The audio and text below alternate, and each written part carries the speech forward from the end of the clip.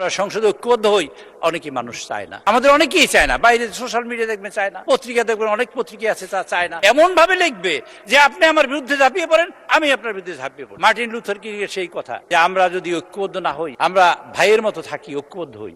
যদি ঐক্যবদ্ধ না হয় তাহলে আমরা নির্বোধের মতো একদম মৃত্যুবরণ করবো। আমাদের সেই রকম জায়গায় আমরা যাবো কিনা সে সিদ্ধান্ত আমাদের নিতে হবে। আমরা জঞ্জাল পেলাম, একেবারে দুইটা জঞ্জাল কাঁধে নিয়ে রওনা করেছেন জিয়াউর রহমান সাহেব। একটা জঞ্জালের নাম হলো খাদ্য অভাব, দুর্ভিক্ষ, আর একটা জঞ্জালের নাম হলো দেশের গণতন্ত্র। দুইটা জঞ্জালই নাই, মানে দুইটা জিনিস নাই, দুইটা জঞ্জাল কাঁধে নিয়ে তিনি শুরু করলেন বঙ্গুর অর্থনীতি। এই ঐতিহাসিকভাবে বিএনপির কাঁধে পড়েছে, তিনি তা মুক্ত করলেন। আবার তিনি এই পৃথিবী পাদপীঠ থেকে চলে গেলেন, আসলো আবার এই অন্ধকার। এই বিরোধী দলের নেতার কথা মতো বলছি, অন্ধকারে আমরা সেই অন্ধকারে আবার টিকে গেলাম। 9টা বছর বিধবা একজন মানুষ, 35 বছরের গৃহিণী, 2টি শিশু, নাবালক শিশুকে নিয়ে তিনি পথ হাঁটা শুরু করলেন রাস্তায়। ডাক দিলেন গ্রামের মানুষকে, আসো, এখানেই তোমাদের মুক্তির পথ, আমরা তোমাদের পাশে আছি।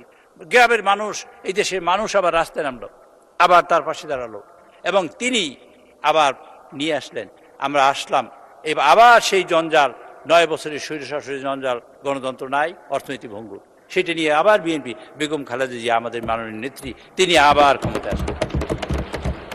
সেই জঞ্জাল তিনি মুক্ত করার একটা প্রয়াস চাইলেন।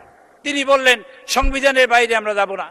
আমরা যেমন বিরোধী দলের লোকেরা বলি এইটা আন্দোলন করবোই করব, আমরা বলি করবোই করব, সবই করব, কিন্তু কোথায় বাদ দেওয়া, কোথায় যে ইয়েটা আমরা আলোচনা করবো পরে। মাননীয় স্পিকার যদি সুযোগ পায় আমরা সময় দেন। মাননীয় স্পিকার, এরপরে আমরা মুক্ত হলাম, আমরা মনে করলাম এইটাই বোধহয় ঠিক, এইটাই বোধহয় পরিষ্কার।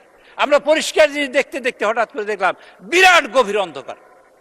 সে অন্ধকারে আমরা তলিয়ে গেলাম, যেখানে ধর্ষক আবার মা বোনেরা একসাথে বাস করত, যেখানে অনুমতি নিয়ে ধর্ষক যেটা তার কাছে অনুমতি নিয়ে তারপর তার মামলা তুলে নেওয়া হতো। এটা আমরা দেখেছি। এইখানে দেখেছি কার খুন হবে কি হবে না সিদ্ধান্ত নিত বিভিন্ন জায়গায়, বিভিন্ন রকম আয়না ঘর দেখেছি, টর্চার দেখেছি, জেল দেখেছি, জুলুম দেখেছি, ফাঁসি দেখেছি। এইখানে বসে আমরা সেই তিমির অন্ধকার থেকে বেরোতে পারি নাই। আবার সেই অন্ধকার থেকে সকলের সম্মিলিত পরিশ্রমে, আপনাদের সকলের সম্মিলিত পরিশ্রমে আমরা তিমির অন্ধকার থেকে বেরিয়ে এসেছি।